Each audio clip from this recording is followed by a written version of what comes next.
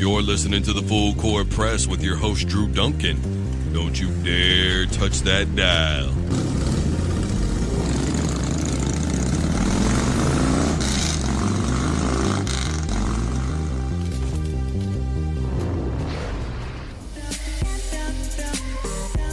Hello, everybody. Welcome to the Full Court Press. I'm your host, Drew Duncan. I am on Facebook, Twitter, and Instagram, all at DrewDuncan83, trying to be noticed.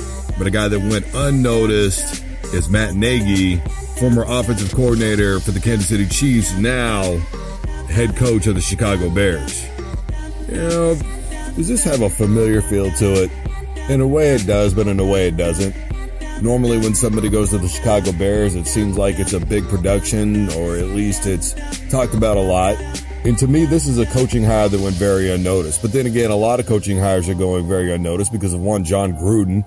Everybody going after him and wanting to know what he's going to do. Of course, it's logical. He spent all this time on ESPN. He's been a hot commodity for a long time now. So it's reasonable, obviously, that John Gruden is the huge topic of discussion. I mean, even I couldn't stay away from touching it. And I try to talk about things as much as I can that other people aren't talking about that I think are engaging topics. For instance, Matt Nagy being one of them. You start looking at this and you start wondering why this would be a good fit, why this would be a good hire. We can try and dissect it 6 ways from Saturday. We could talk about the Andy Reid coaching tree. We could talk about, guys like McDermott who have done so good already in his first year with the Rams. We could talk about him being a hot 30-something. We could talk about the stats from Kareem Hunt. We could talk about the year that Alex Smith had, one of his better ones with the Kansas City Chiefs.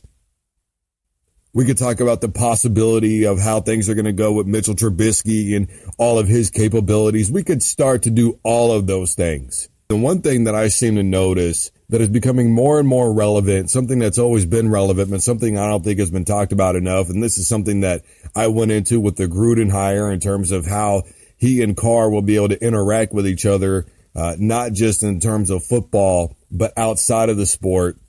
It's the relationships that you build. And, we hear coaches constantly talk about it with guys that are at the collegiate level, in high school, the young peewee leagues. What do they always say? Well, I love developing young men. I love watching personalities grow. I love reaching out to young men and impacting lives. And, we hear that kind of stuff all the time, which is great. I love it. I think that's one of the better part of college football that still does exist, that there are guys out there that truly believe in doing those things. I think that's one of the better things about high school football and really sports in general, that when you take it from a collegiate and high school and peewee level and you see how these kids grow up and who they become, not just people on the field, but people off the field, what careers that they end up with and, philosophies that you instill into them. Mitchell Trubisky's a young guy that he could still probably have that kind of an impact on. And one of the things that he talked about was Mitchell Trubisky being a part of why he was there. And it wasn't just his talent level. It was the fact that he stands out to him, who he is individually. Everybody talks about the game of football, but I don't think that they talk anymore about the teaching aspect of football.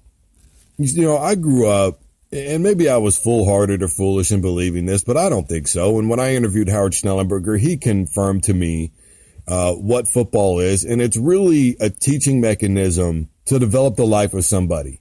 You think about all the things you learn in sports, not just in football, but in sports in general. You learn work ethic. You learn how to be on time. You learn commitment. You learn how to play for the guy next to you. And in a world where we've been taught individualism, in a world where individual accolades are the ones that stand out the most, where we continuously talk about guys like Tom Brady, who individually have stood out for their career, when we mention guys like John Elway, Peyton Manning, Joe Montana, the great running backs that have been in this league like Eric Dickerson, Walter Payton, the late great, when we start to, one of the few things that we seem to miss is what they meant to a team. That's one of the things that I've talked about constantly about Derek Carr that I love the most about him.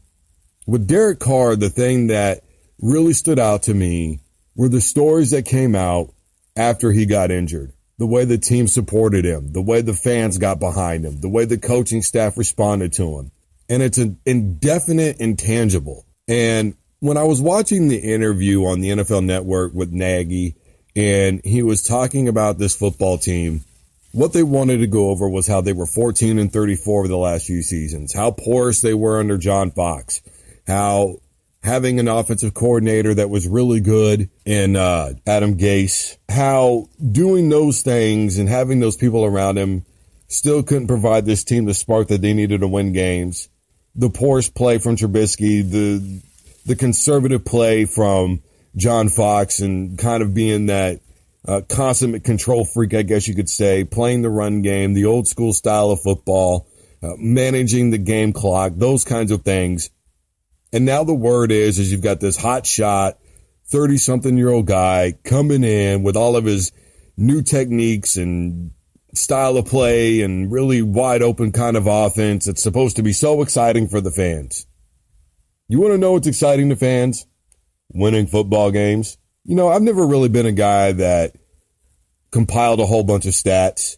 I've never really been a guy that dove into those things because I think statistical categories are really only meant to do two things: punctuate somebody's career, whether it be good or bad, and dissect a player's performance based upon his capabilities in the current system that he's in. And we're so into dissecting a player as to, is he a West Coast offensive guy?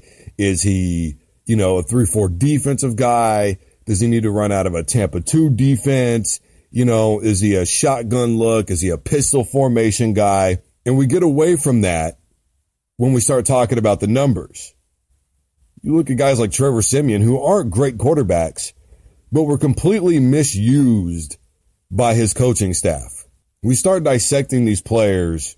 We start looking at Mitchell-Trubisky, and it's very easy to bring up all the negative numbers, forgetting that he's young, forgetting that not every rookie comes in and explodes onto the scene, forgetting the situation that he was in, coming in, taking over, and was it week 4 when he finally came in and played a game of football somewhere in that neighborhood? I mean, start really thinking about the situation that Trubisky was in. You're under a hot microscope.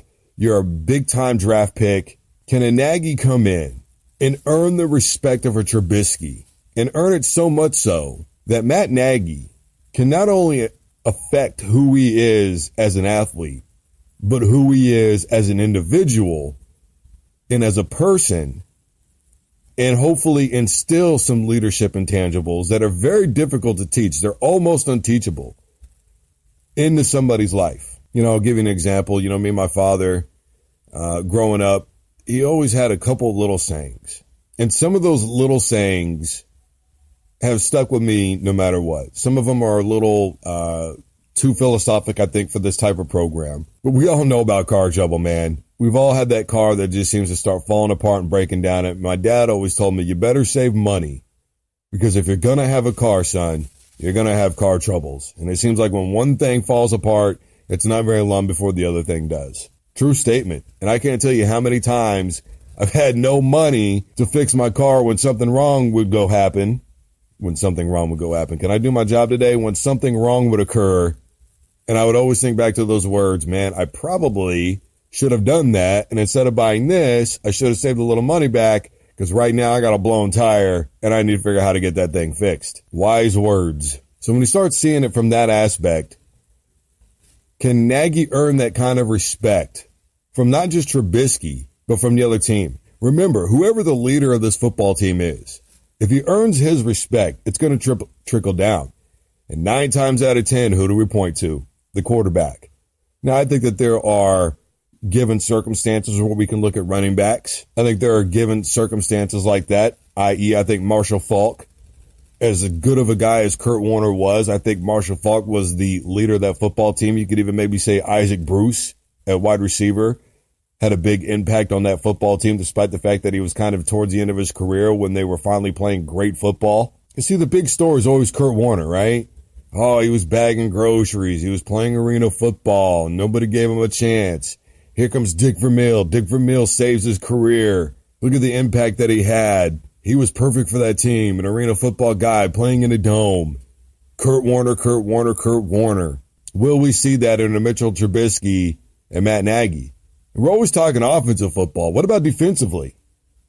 One of the things that always seems to get lost in translation is defense. All you've got to do is look at that 1985 Bears team. Defense, when it plays up to snuff, will still be one of the ultimate deciders in winning a championship. Granted, you have to outscore your opponent.